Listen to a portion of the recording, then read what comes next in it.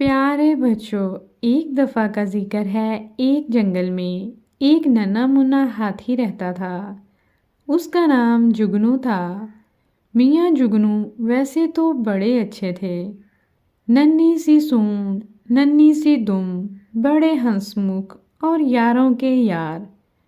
مگر خرابی یہ تھی کہ ذرا دماغ کے کمزور تھے، بس کوئی بھی بات یاد نہیں رہتی تھی۔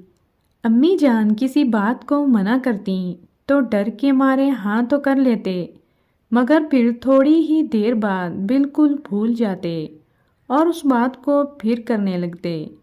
ابا جان پریشان تھے تو امی جان عاجز۔ تمام ساتھی میاں جگنو کا مذاق اڑاتے اور انہیں بھول بھلکڑ کہا کرتے۔ ابا جان جگنو کو کہتے، دیکھو بھئی جگنو، تم نے تو بالکل ہی حد کر دی۔ بھلا ایسا بھی دماغ کیا کہ کوئی بات یاد ہی نہ رہے؟ تم باتوں کو یاد رکھنے کی کوشش کیا کرو۔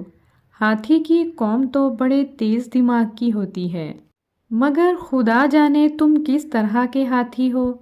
اگر تمہاری یہی حالت رہی تو تم سارے خاندان کی ناک کٹوا دو گے۔ میاں جگنو اپنی ننھی سی سونڈ ہلاتے اور کہتے، ابا جان اس دفعہ تو معاف کر دیجئے، آئندہ میں ضرور باتیں یاد رکھنے کی کوشش کروں گا۔ مگر یہ ہمیشہ کی طرح بھول جاتے اور اپنی کرنی سے باز نہ آتے۔ اور بھائی بات یہ ہے کہ دنیا میں اتنی بہت سی باتیں ہیں، بھلا کوئی کہاں تک یاد رکھے۔ اب مثلاً تمام ہاتھی بندروں سے نفرت کرتے تھے، کیونکہ آج سے 100 برس پہلے کسی بندر نے ایک بڑا سا ناریل کسی ہاتھی کے منہ پر دے مارا تھا۔ اس دن سے تمام ہاتھی بندروں کے دشمن ہو گئے۔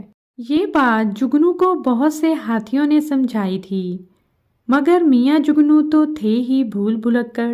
کئی بار کان پکڑ کر توبہ کی کہ اب بندروں کے ساتھ نہیں کھیلوں گا۔ جگنو میاں تھوڑی ہی دیر بعد سب بھول جاتے اور پھر سارا دن بندروں کے ساتھ کھیلتے رہتے۔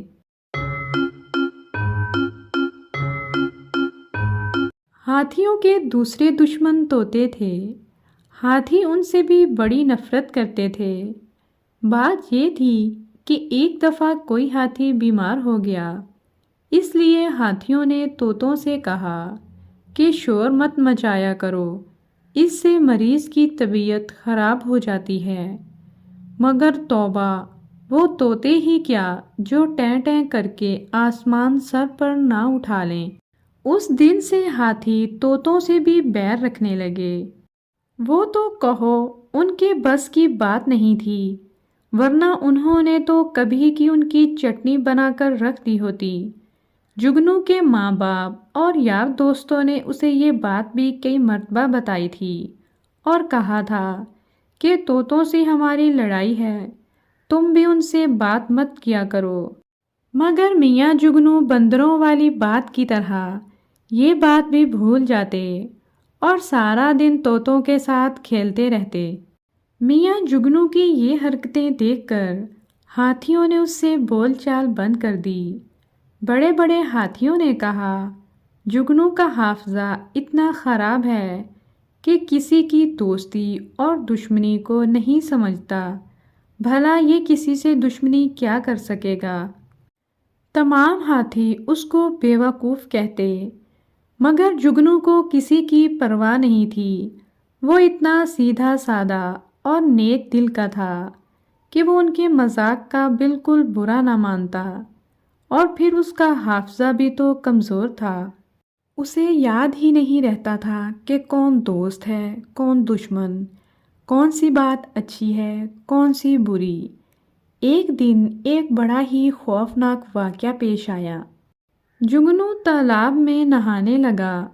وہ یہ بات بالکل بھول چکا تھا کہ تالاب بہت گہرا ہے اور وہ ڈوب سکتا ہے۔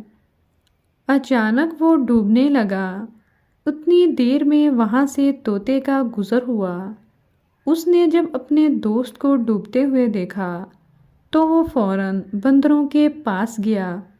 طوطے نے جا کر بندروں سے کہا، ہمارا دوست تالاب میں ڈوب رہا ہے، ہم سب کو اس کی مدد کرنی چاہیے۔